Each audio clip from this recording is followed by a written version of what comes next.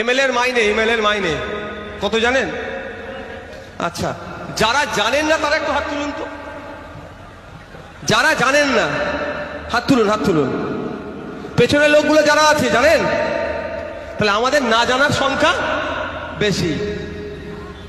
MLA এর মাইনে হচ্ছে 1 লক্ষ, সব মিলিয়ে 1,21,820 টাকা মতো। কত? 1,21,820 টাকা। একটা এমএলএ এক মাসে মোবাইল খরচ করার জন্য ক টাকা পায় জানেন? 5,000 টাকা। 5,000 টাকা 1 বছরের রিচার্জ হয়ে যায়, তাই না? এত দোকানদাররা বলে দিতে পারবে। আগে ছিল 999 লাইফ টাইম, আস্তে আস্তে উঠে যাচ্ছে। যাক, বুঝতে পেরেছেন?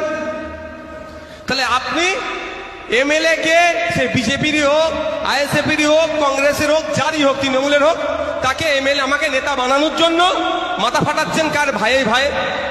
মিথ্যা মামলা হচ্ছে, হিংসা হচ্ছে, খুনোখুনি হচ্ছে, কোন জায়গায় ধর্মীয় উন্মাদনা লাগিয়ে দিচ্ছে, কেস খাচ্ছেন কার জন্য? নওশাদ সিদ্দিকী মাসে 1,21,000 টাকা পাবে বলে। আর আপনার পাশের বাড়ি রাম কাকার ছেলের সাথে আপনি মারামারিতে জড়িয়ে পড়ছেন। আপনার পাশের বাড়ি আব্দুর রহিম চাচার ছেলের সাথে আপনি মারামারিতে জড়িয়ে পড়ছেন। যে মারামারিতে আপনাকে জড়াচ্ছে সে বেটা এসে জীবনেও মারপিট করবে না। কারা করছে? ঠেলাওয়ালা। নমস্কার বন্ধুরা, নওশাদ সিদ্দিকের কথা আপনারা তো শুনলেন। এবার আপনারা কি বলবেন? নওশাদ সিদ্দিকী এতটাই ভালো মানুষ যে সত্যটা কিন্তু তুলে ধরেছে, এটা কিন্তু মানতে হবে। সাধারণ মানুষকে বোঝা দরকার, যাদেরকে নেতা বানাবো তাদের বেতন কত। আর সাধারণ মানুষ নাচানাচি করবে, মারপিট করবে নিজেরাই। এটাই কিন্তু বাস্তব। নওশাদ সিদ্দিকী যে কথাটা বলেছে একদম 100% সত্য কথা। এবার ভাবুন, আমাদের পশ্চিমবঙ্গের যে সকল এমএলএ রয়েছে তাদের বেতন যদি এমন হয়, তাহলে তাদের বাড়ি গাড়ি কেন হবে না? মাসে যদি 1 লাখের উপরে বেতন হয় তাহলে বাড়ি গাড়ি তারা কেন করবে না? ভাবুন, সরকার তো টাকা এখানেই শেষ করছে।